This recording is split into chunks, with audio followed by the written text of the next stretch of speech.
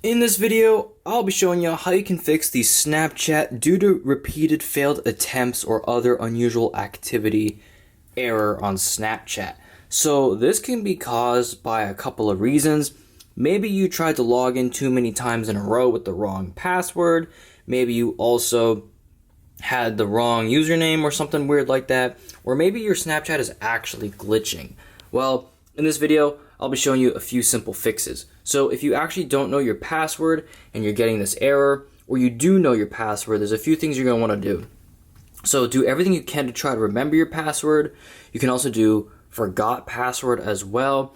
But here's what we're going to want to do.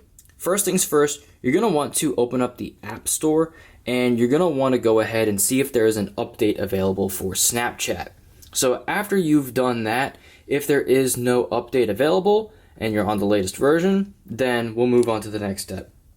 The next step is to go to your internet browser, and then from here, you're going to want to go to the Snapchat accounts website. This is official Snapchat page. Just navigate to the account section.